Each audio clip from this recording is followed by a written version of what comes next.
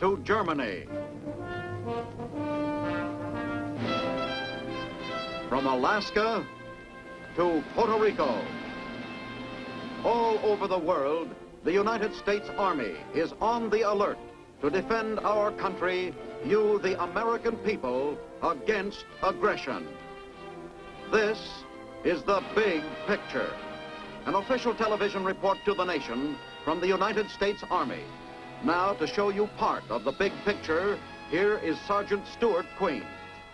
With this issue of the big picture, we begin a series of special reports for the next 6 weeks. We will inspect the continental armies of the United States. We'll be conducted on a guided tour of their principal units and installations.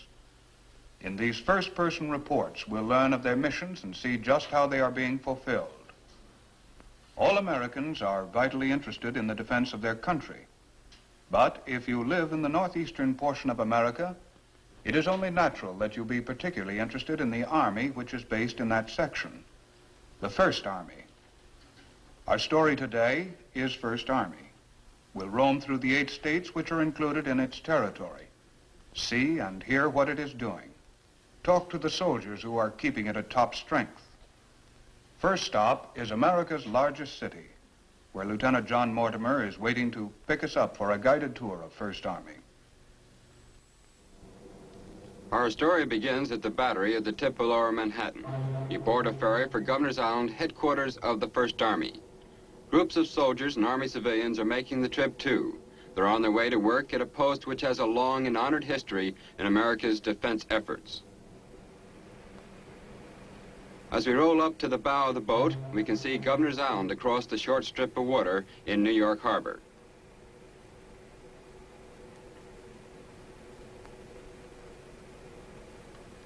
The Statue of Liberty, symbol of freedom, is in constant view during the 6-minute ride. Then the ferry noses into its slip.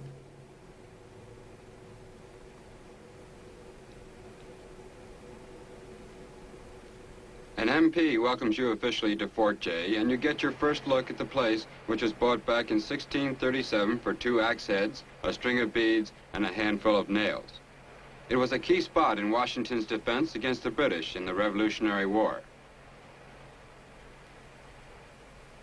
Old cannon dot the landscape, and Castle William was a model bastion for the shore defenses in its day.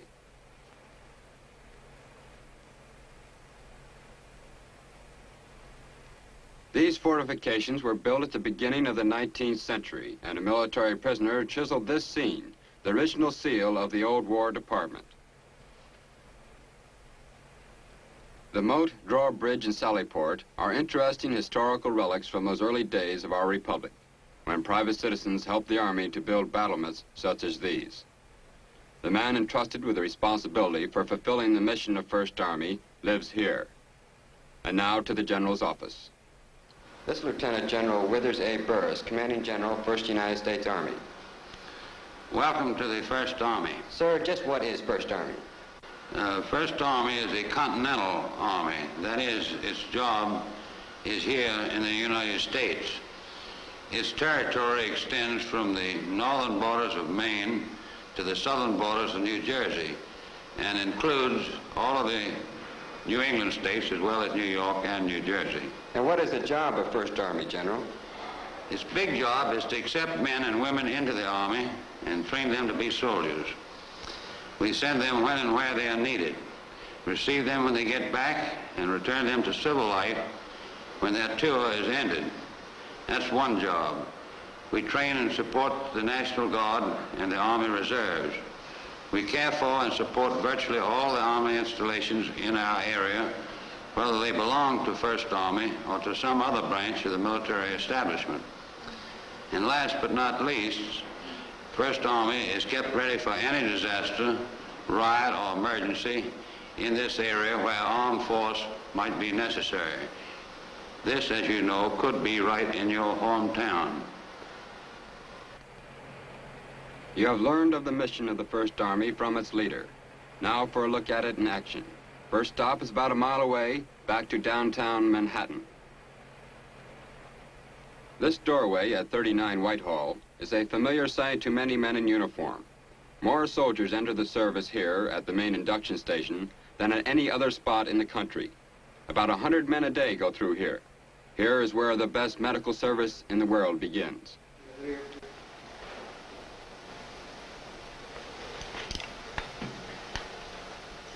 Open your mouth. Stick your tongue out. Stroke your mouth to normal. Right down. Results of the physical examination are evaluated. Fine. That looks okay. You're physically qualified for the armed forces. But an important moment is yet to come. You men are about to be inducted into the Army of the United States. As I call your name, take one step forward. The step in itself constitutes your formal induction into the Army of the United States. You need make no statement. As I call your name, take one step forward. Kramer Harvey, Gerdes Gerhard, Polarstock Burton, Solov Bernard, Fisher Frank, Bull John. You men have now been inducted into the Army of the United States. Each and every one of you is now a member of the Army and amenable to all the rules and regulations as well as the Articles of War. In the military as in civilian life, you have certain rules and regulations which govern your conduct as individuals. In the military, they're known as Articles of War. These articles are numerous. There are 140 of them. They'll all be explained to you in detail when you get to Fort Dix. Now there are full-fledged soldiers in the Army of the United States and on their way to their new Army home, Fort Dix, 73 miles away. Things move swiftly here at Fort Dix like a well-oiled machine. More than 150,000 soldiers have had basic and specialized training at this reception center in the last 6 years. Let's see what kind of an impression it makes on a new arrival. How's it fit there, soldier? Fine, sir, thank you. How long have you been in the service? This is my second day. Your second day. Well, you just been in about 48 hours then. That's about it, sir. How do you like it? I like it very much, thank you. First Army does its best to correctly mold a man into a soldier. They give him a uniform that fits. College. And an interview to place him in the job he's best fitted for. That's right. June of 50 to 51. Yes. Passed the OCS test. Your hobbies? Do you have any? Yes, carpenter. You speak any foreign languages? No, sir, I don't. How many sports were active in high school or college? Yes, I played basketball.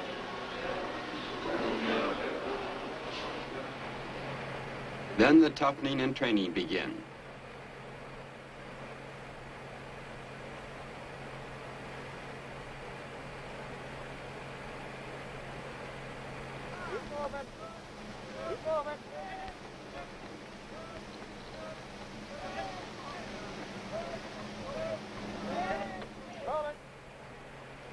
It is during this basic training that a man learns about his best friend in the Army, the M1 rifle.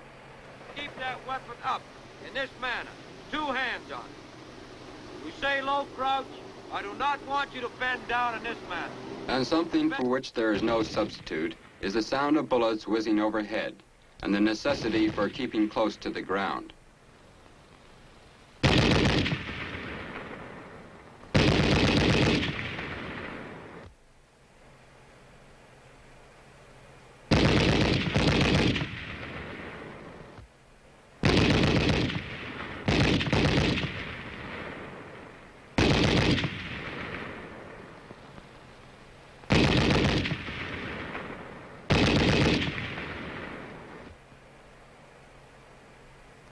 We wondered what kind of impact this made on a man going through fire for the first time. How was it, soldier? Oh, it was pretty tough, but it's worth it in the long run. Well, you think you could do it in combat if it were necessary? Yes, I think I could. Well, be sure and keep your head down. Thanks a lot. Thank you, sir.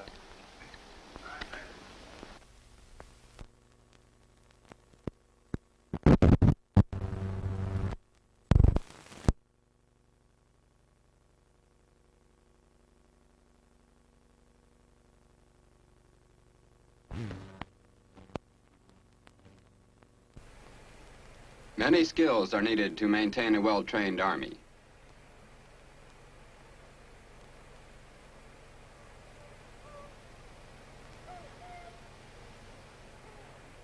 On a typical day at Fort Dix, you see evidence of many kinds of schooling.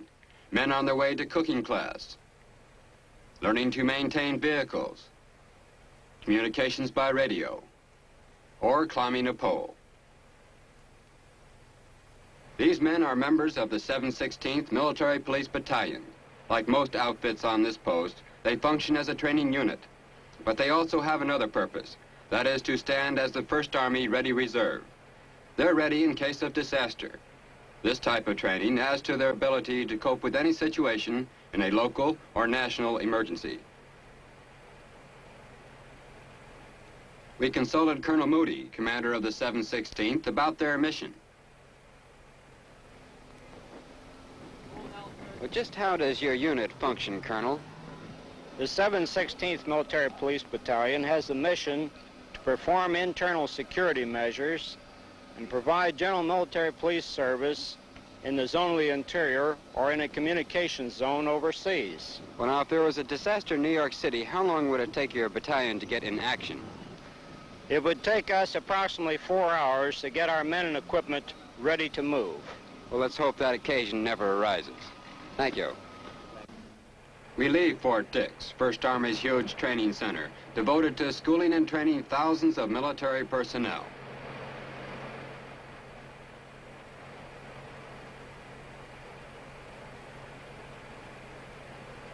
Our next stop, 43 miles to the east, to Fort Monmouth, the great signal center in the 1st Army area.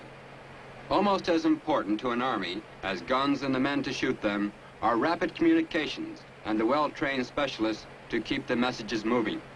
Fort Monmouth has grown as the Army's need for advanced methods of communications has grown.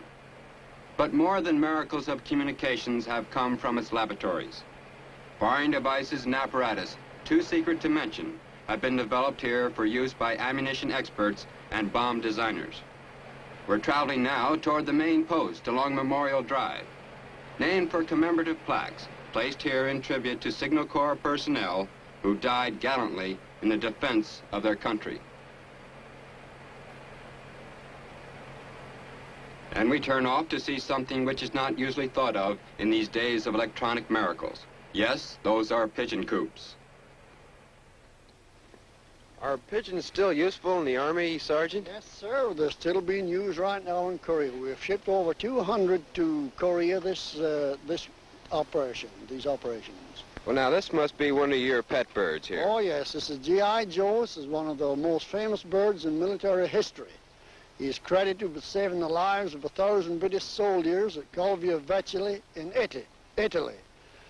And he was decorated by the British government. The Lord Mayor of London awarded him the Dickin Medal for gallantry. Well, how old is G.I. Joe? Sir, old Joe is 11 years old. He was hatched in 1942. I see. Well, this is very interesting. Thank you so much. All right, sir. Very glad to keep communications that can pass all levels of command messages, soldiers have to be well trained and drilled. It is here at the signal school that such training is given. Set for another walkie-talkie. The complete radio set weighs only 21 pounds, whereas the old walkie-talkie weighs nearly 38 pounds. Every post has a place of worship, but Fort Monmouth, Chaplain Morielli, is a man known throughout the Army, and we thought we'd stop for a few words with him. Captain Morielli, when a man gets in uniform, does he tend to neglect his religious obligations at all? On the contrary, we feel that a man is not neglecting his religious obligations when he gets in the Army. In fact, they may be strengthened. We feel that on this post in particular, and in the Army in general, the very fact that Army attendance in Army chapels is believed to exceed the attendance in civilian communities of comparable size is an indication of the spiritual interest that these men have.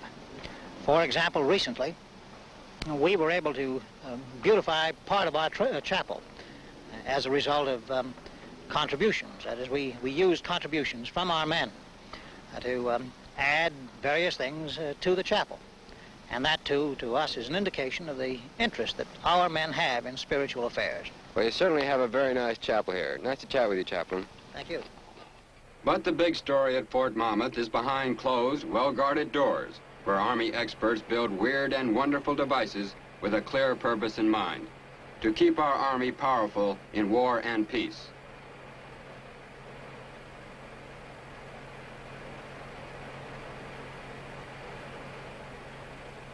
The work here at Fort Monmouth is giving great impetus to the modern miracle that is the world of the electron. It is here that the eyes and ears of the Army are corrected for the best sight and sound that can be achieved. Next stop for the big picture camera is Massachusetts and Fort Devens. This is the home of the 278th Regimental Infantry Combat Team, an important 1st Army unit which is kept at combat readiness. These tanks of the regiment's tank company are in line preparing for today's training.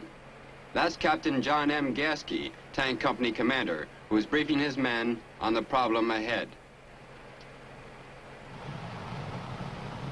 Now, this afternoon we'll run off this attack problem again. 3rd platoon, you lead out. 2nd platoon next, and then 1st platoon. Going down the road in that order, one of the things we're going to be watchful for this afternoon... Word has come. The enemy is sighted and the powerful new M48 Patton tanks swing into action. They're on their way, not to fight exactly, but to learn how to fight.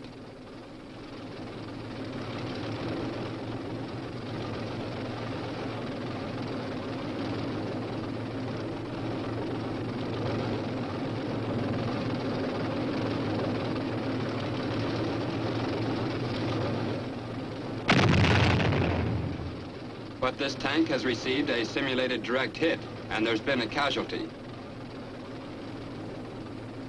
The tank is pulled off to the side, and while the radio calls for a medic evacuation team, the injured man gets first aid. And almost before he can realize it, he hears the welcome noise of the whirlybird.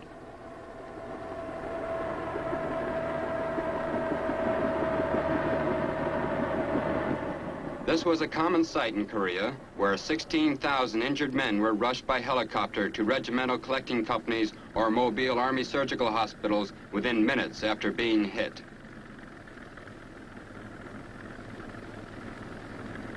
This is the way lives are saved in battle, and this is one of the places where men learn how to do it. But now let's look at one of the most unique of the many training activities here at Fort Devens.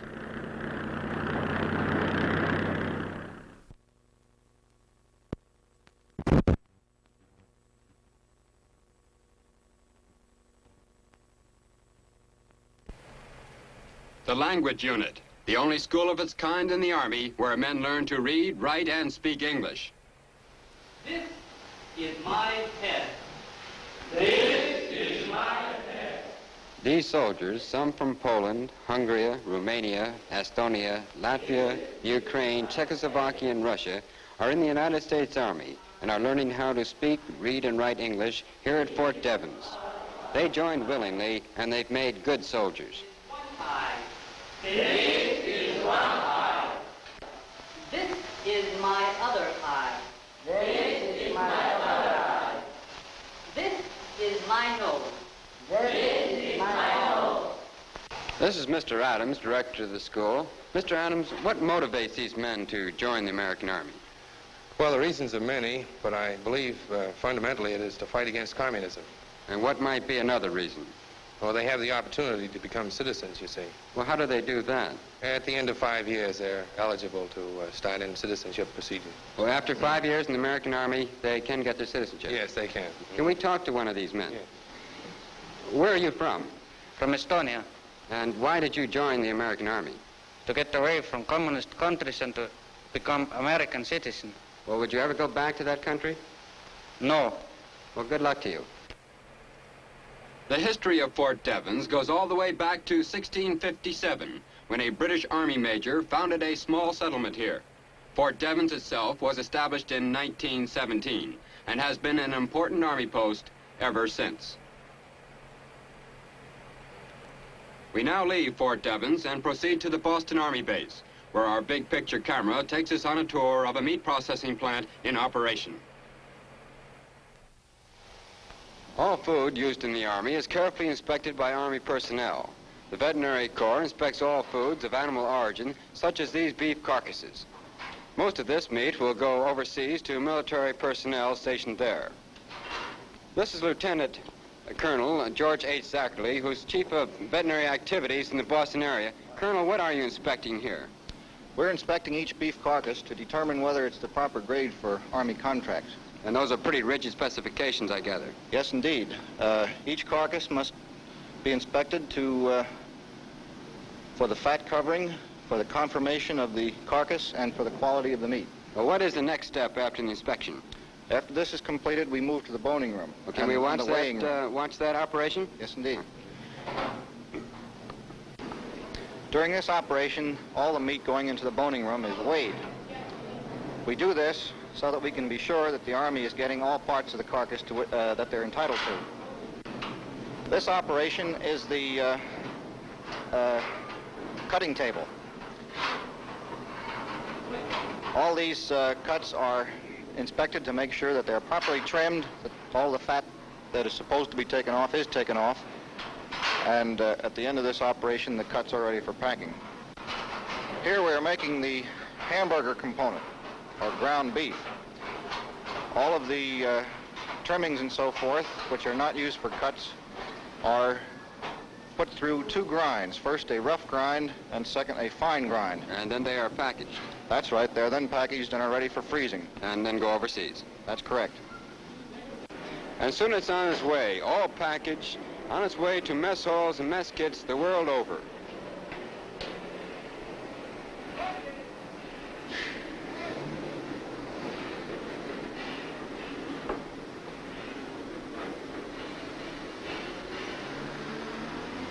Now the big picture camera swings back to New Jersey and Camp Kilmer, where the band is out every day to either send off or welcome back the Army's very important persons. In this case, soldiers are returning from overseas.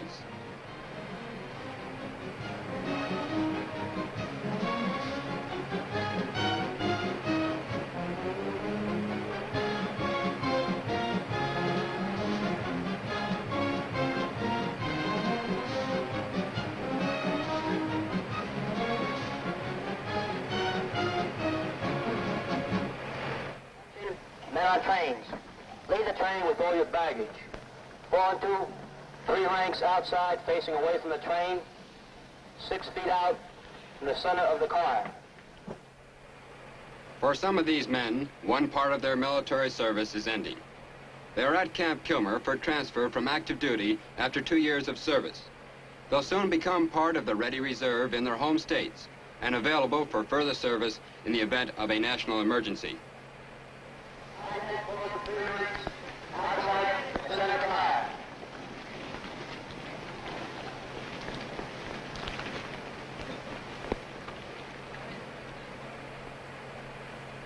It takes 3 days to be processed through. Here a man is informed of his remaining obligations to his government and of his government's obligations to him.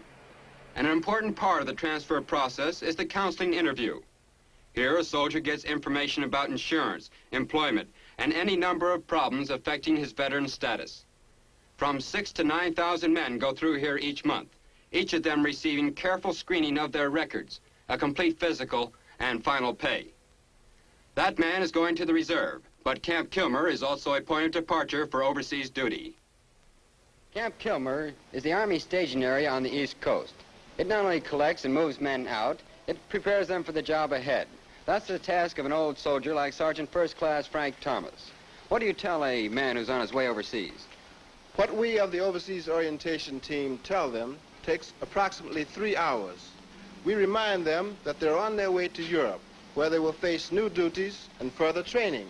We also tell them that the countries that they're going to see will be of a different sort than America.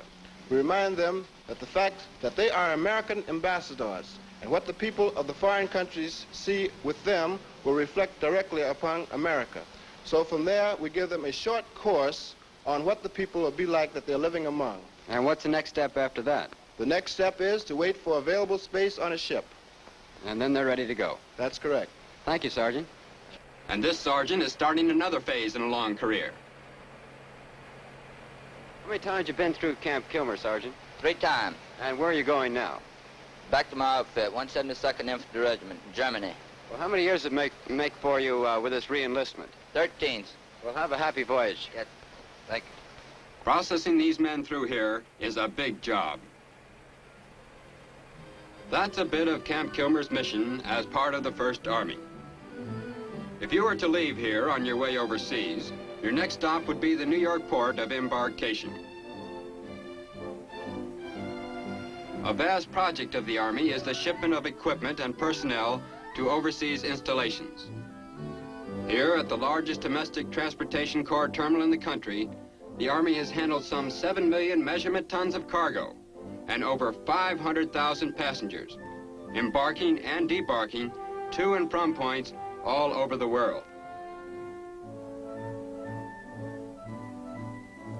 Almost daily, American troops leave this port for their overseas assignments. This ship is taking replacements to Europe.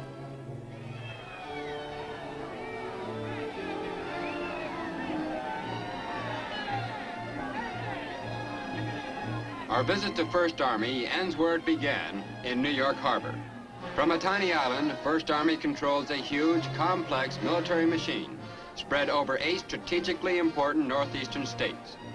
Operated by thousands of full-time soldiers and civilian specialists, all dedicated to America's greatest task, the fight for freedom. And that's the wind-up on First Army. We'll soon be on our way with a big picture camera to Second Army, where we'll see you next week.